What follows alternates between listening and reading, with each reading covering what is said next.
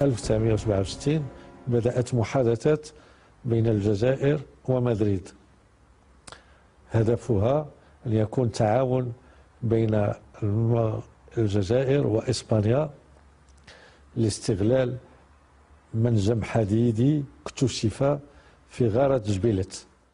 في رسالة بعث بها السيد ديلا تورنيل السفير الفرنسي في مدريد إلى السيد بينو وزير الشؤون الخارجية الفرنسية، مصحوبة برجاء نقل محتوى الرسالة إلى وزارة الدفاع الفرنسية بتاريخ 20 من يوليو تموز من عام 1956. في هذه الرسالة يلخص السفير الفرنسي في مدريد ما جرى في جلسة عمل خبراء عسكريين من الجانبين، ويبلغ وزير الخارجية الفرنسي بينو أن الحكومة الإسبانية ترغب في الاحتفاظ بإفني وكامل الصحراء الإسبانية، أي المنطقة التي تمتلكها جنوب خط العرض 2740 ونهر ريو دورو. ورغم أن التنقيبات التي تمت تتعلق بالفوسفات فقط، يرى الجيولوجيون الإسبان أن الموارد البترولية في منطقة تندوف والموارد الكربونية في قطاع كولوم بشار لا بد وأن تمتد داخل التراب الإسباني، مما يكفي لتفسير عزم الحكومة الإسبانية على عدم التنازل عن شبر منها. كانت هناك فكرة تقدمية تقول أننا نعمل استغلال مشترك لهذه المناجم ونحل المشكل. يعني الاستغلال المشترك يفيد المغرب ويفيد الجزائر، لكن في تلك اللحظة ظهر أن في الجزائر من لا استعداد له لهذا الاستغلال المشترك أو المغرب العربي أو أي شيء. طالبت موريتانيا بالصحراء لأنها كانت جزءا من تاريخها، ومع ذلك وافقت على دعم المغرب في مطلبها، لأن هذا كان سيزيد من قوة موريتانيا التي كان رئيسها آنذاك مختار ولدادة. في ذلك الوقت اعترف المغرب بموريتانيا، ولم يكن قد سبق له الاعتراف بها من قبل، لأنها كانت تطالب بالمنطقة نفسها. وهكذا فقد كانت العلاقة بين المغرب وموريتانيا فيما يخص الصحراء قائمة على اعتراف المغرب بموريتانيا كدولة مستقلة وعلى اتحادهما ضد إسبانيا. تم اجتماع نواديبو ثلاثي بين الجزائر وموريتانيا والمغرب على أساس توحيد الصف ضد أسبانيا، ولكن الجزائر لم تكن واضحة في الالتزام بما تم الاتفاق عليه في نواديبو، وأخذت تناور في الأمم المتحدة.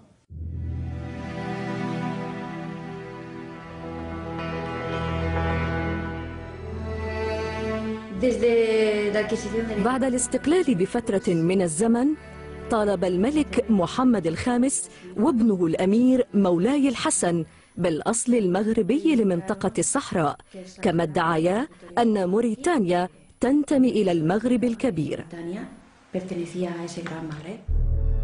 تشير الوثيقة الفرنسية الصادرة بتاريخ 4 من سبتمبر أيلول عام 1958 كان قد بعث بها السيد بارودي سفير فرنسا بالرباط إلى السيد كوف دي مورفيل وزير الخارجية الفرنسي. جاء فيها إن مؤتمر موريتانيا والصحراء المنعقد بالرباط منذ يومين، والذي يجمع الملك محمد الخامس وبعث موريتانية من شيوخ القبائل، أنهى أشغاله بتبني النقاط التالية: اعتبار موريتانيا والصحراء جزءا لا يتجزأ من التراب المغربي، ومطالبة الأمم المتحدة بتبني هذه المسألة.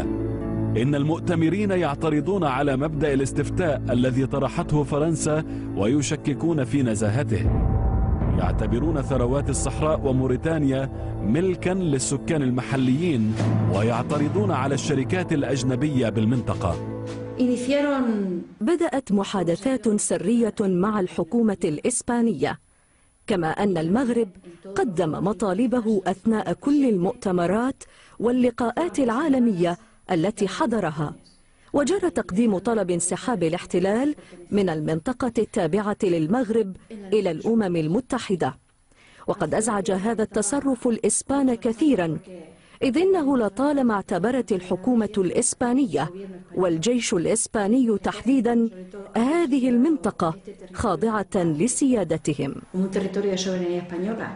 في هذا السياق جاءت فكرة أن نقيم محور مغربي موريتاني على أساس أن الصحراء نسترجعها نحن الاثنان ونتقاسمها أو نتقاسم استغلالها. وهناك من كان يرى في هذا التنازل لموريتانيا، ولكن كانت الحكمة تقول أنه من الأفضل أن نكون نحن وموريتانيا شريكين في هذه العملية، على أن نترك موريتانيا تتحالف مع الجزائر ومع إسبانيا ونصبح نحن معزولين. وأخذ يعمل في اتجاهين: اتجاه تكريس الاتفاق مع موريتانيا وتوطيد التفاهم المغربي الموريتاني ضد اسبانيا، والاتجاه الاخر هو مراودة اسبانيا على ان تحل المشكلة مع المغرب وموريتانيا. نهاية أكتوبر تشرين أول من عام 1974 وقعت المغرب وموريتانيا مع أسبانيا في مدريد اتفاقية سرية لاقتسام الصحراء الغربية. استدعى بومدين الرئيس ولد الدادة إلى كولوم بشار، وكان جدول الأعمال يحتوي على نقطة واحدة: تهديد المختار ولد الدادة بمصير غير معروف في حالة إذا ما استمر في هذه العلاقات مع المغرب. كانت التناقضات بين المغرب والجزائر لها طبيعة سياسية، فكلتاهما يشهدان حركة وطنية قوية وشعورا وطنيا قويا، وتسعى كل واحدة لتكون الدولة الأقوى لتترأس مجريات الأحداث في منطقة المغرب العربي. الاتفاق كان صارخا بين اسبانيا والجزائر على الكيد للمغرب، ولهذا فإن جميع الأمور التي حدثت فيما بعد كانت منسجمة مع هذا الاختيار: الكيد للمغرب وتأييد اسبانيا في انتظار أن اسبانيا ستخرج لتحتل مكانها الجزائر. نحن ليس لنا أطماع، عرض علينا أن نأخذ جزء من الصحراء ورفضنا، لأن قضية الأرض ليست قضية قطعة من الجاتو تقطع كل واحد يأخذ قسم. الأرض أسمى من ذلك. بعد توقيع اتفاقية تقسيم الصحراء نهاية أكتوبر تشرين أول من عام 1974 بين المغرب وموريتانيا وأسبانيا، بدأ المغرب بالتحضير لمفاجأة ستغير معالم المنطقة. ففي 16 من أكتوبر تشرين أول من عام 1975 دعا الملك الحسن الثاني لبدء التعبئة السلمية التطوعية لاستعادة الأراضي الصحراوية، وهكذا خرج حوالي 350 ألف مغربي من كل المدن المغربية باتجاه الصحراء فيما سمي بالمسيرة الخضراء. غير أن الأمور تغيرت في العام 1975، إذ كانت مفاجأة كبيرة تنتظر وزير الخارجية الجزائري عبد العزيز بوتفليقة لدى عودته إلى الجزائر قادما من المغرب، عندما علم أن الرئيس بومدين سيقف هو وشعبه إلى جانب جبهة البوليساريو.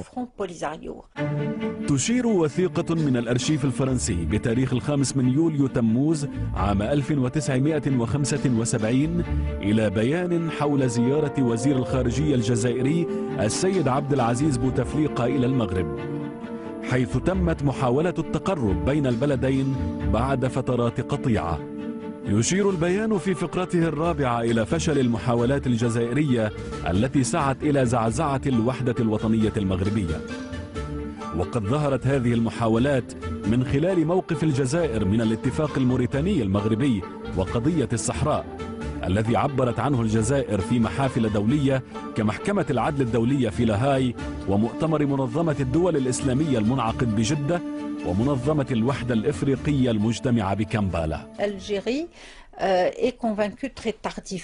إن الجزائر اقتنعت متأخرة خلال العام 1975 بضرورة مساعدة جبهة البوليساريو. صحيح أن ذلك كان متأخرا نوعا ما، لكن تم بشكل فعال حين قدمت الجزائر لجبهة البوليساريو ملاذا رمزيا هو مدينة تندوف المتنازع عليها، وقدمت لها أيضا السلاح والمال، وأكثر من ذلك قدمت لها دبلوماسيتها التي كانت أكثر من رائعة في تلك الفترة.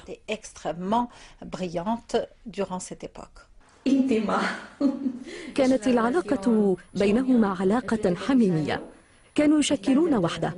تقع جبهة البوليساريو في منطقة جزائرية في تندوف، وكانت الجزائر تدعمها وتدافع عنها، وكان أبناؤها يحملون جوازات سفر جزائرية، لذلك فقد كانت هناك وحدة حقيقية بينهما.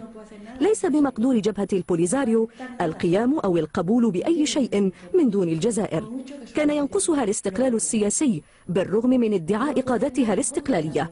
ليس بإمكانهم القيام بأي شيء مخالف للسياسة الجزائرية الخارجية. ظهرت جبهة البوليساريو، الجبهة الشعبية لتحرير الساقية الحمراء ووادي الذهب، في فترة السبعينيات من القرن الماضي، وقد أسهمت عوامل عدة في نشوئها، منها كون قادة جبهة البوليساريو من الشباب الصحراوي المغربي المثقف، إذ إنهم درسوا في جامعات مغربية واحتكوا بالأحزاب اليسارية المغربية التي إما انتسبوا إليها أو على الأقل شعروا برابط يجمعهم خصوصا في مقاومة الاستعمار الإسباني.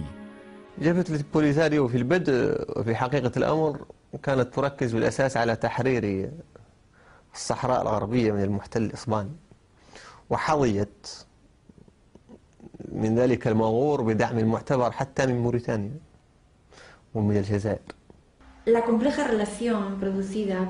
توتر العلاقات الناجم عن قضية الصحراء تسبب بإغلاق الحدود.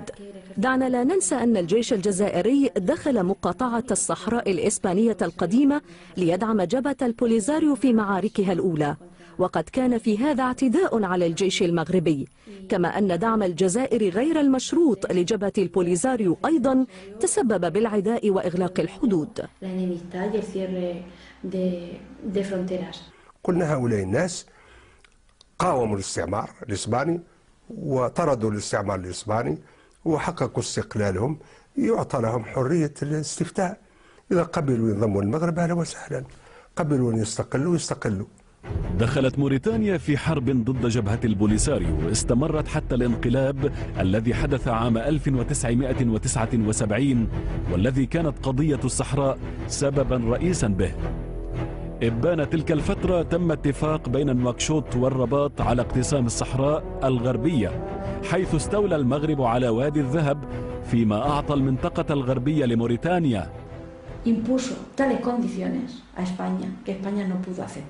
حاولت إسبانيا التفاوض مع جبهة البوليساريو، لكن الجبهة بسبب كبريائها وغرورها وتأكدها من دعم الجزائر لها فرضت شروطا لم يكن من الممكن أن تقبل إسبانيا بها، وكانت إسبانيا مصممة على فعل المستحيل لتحول دون انضمام الصحراء إلى المغرب. من مدخل الاستشارة والاستفتاء هذا ستجد جبهة البوليساريو لاحقا سندا قانونيا لها يفيد بأن الجماعة لم تتم استشارتها في هذه القضية، وبأن من واجبها للتحرر من المستعمر أن يتم استفتاء أو استشارة المجموعة الساكنة لهذه المنطقة، وحظيت بدعم كبير من الجمهورية الجزائرية لاعتبارات متعددة، بعضها تحرري وبعضها استقطابي وبعضها وليد التناقضات والمشاكل الحاصلة بين العنصرين أو الدولتين الكبريين في المنطقة، الجزائر والمغرب. كان الحسن الثاني أول من طرح فكرة الاستفتاء الشعبي، ثم أخذها الإسبان، وتم طرح هذه الفكرة لاحقا كحل للنزاع من قبل مفوضية الأمم المتحدة التي زارت الصحراء عام 1975. y idea que nos ha llegado a realizar. بدأ الحسن الثاني انتهاج سياسة مغايرة عندما طالب بإجراء استفتاء لتقرير المصير، وكان أول من اقترح هذه الفكرة لتقرير مصير الصحراء. ومع وصول بعثة الأمم المتحدة إلى الاستفتاء الشعبي في الصحراء الغربية المينورسو، بدأت عملية تعريف السكان ببطء شديد، وهكذا وبسبب مرور الوقت وعدم الثقة المتبادلة أصبح تنفيذ الاستفتاء مستحيلاً.